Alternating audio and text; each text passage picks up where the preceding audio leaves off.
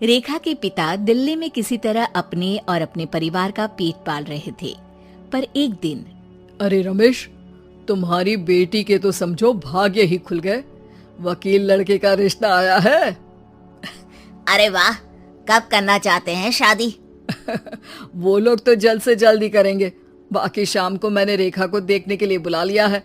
तेरा घर छोटा है तो तुम लोग मेरे घर ही आ जाना।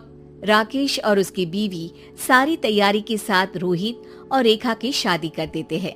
लेकिन अगले ही दिन। देखो रेखा, शादी भले ही हो गई है, लेकिन तुम ये मत सोचना कि मैं किसी जोरू के गुलाम टाइप रहूंगा। रेखा को रोहित की बात अजीब लगती है।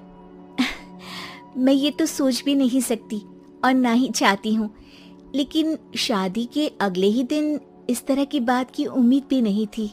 रोहित रेखा के मुंह से ये बात सुनकर गुस्सा हो जाता है।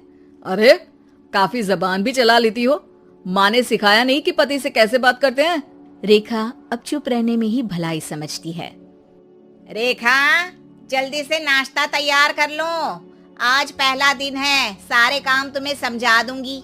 ये नौकरानी है जो तुम्हें बता देगी कि कैसे कैसे क्या करना है।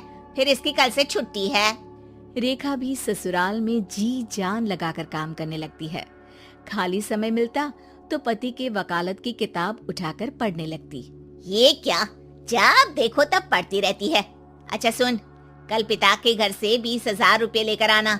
मेरे छोटे बेटे की फीस भरनी है। लेकिन पापा क्यों भरेंगे उसकी फीस? अरे वाह जी वाह, पापा क्यों भरेंगे? तो ये बता, हम क्यों रखेंगे तुझे यहाँ? क्यों खाना देंगे फ्री में? अरे, क्योंकि मैं बहू हूँ इस घर की। तभी वहाँ रोहित आ जाता है। अरे वाह, बड़ी जबान चला रही हो। चुपचाप माँ जो कह रही है वैसा कर, वरना सामान उठा और जा अपनी झोपड़ी में।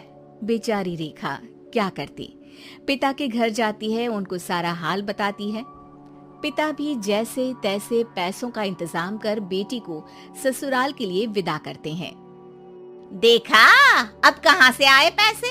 अरे बहुत माल है तुम लोगों के पास, बस सीधी उंगली से निकालते नहीं।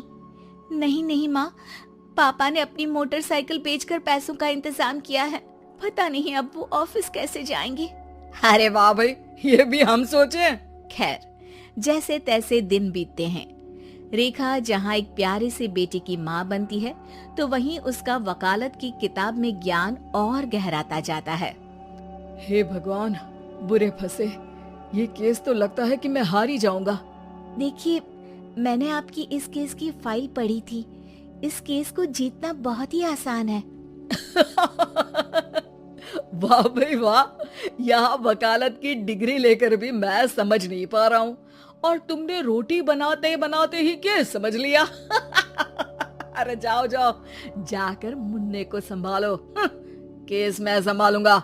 ए लड़की सुन, जाकर अपने बाप के यहाँ से 3 लाख लेकर आ। पूरा घर फिर से बनाना है। छोटे की शादी करूंगी तो छोटी बहू को कहाँ रखूंगी? पूरा घर तो तूने घेर रखा है। ऐसा मत बोलिए माँ जी, पापा इतना पैसा कहाँ से लाएंगे? अब तो वो रिटायर भी हो गए हैं। हाँ, तभी तो बोल रही हूँ, रिटायरमेंट के पैसे तो मिले होंगे ना। लेकिन वो अगर आपको दे देंगे तो बुढ़ापा कैसे काटेंगे? रोहित रेखा की बात सुनकर गुस्सा हो जाता है। ए सुन, चल अपना सामान उठा, अपना बच्चा उठा और निकल यहाँ से। रेखा के लाख आग्रह के बाद भी रोहित और उसकी सास उसे घर में नहीं रखते। पापा, मैं तलाक चाहती हूँ। बेटा, मेरे पास वकील के पैसे नहीं है। पापा, आप मुझे वकालत करवा दीजिए, अपना केस मैं खुद लड़ूंगी। इस बार रेखा के पिता भी उसे ससुराल ना भेजकर रिटायरमेंट के पैसों से वकालत करवाते हैं। और फिर एक दिन कोर्ट के बाहर, रोहित, आज तुम अपना ही केस हार गए, वो भी उस लड़की से जिसकी तुमने कभी कदर ही नहीं की। रेखा, मुझे माफ कर दो। मैं इतनी बड़ी अमाउंट कहाँ से लाऊंगा?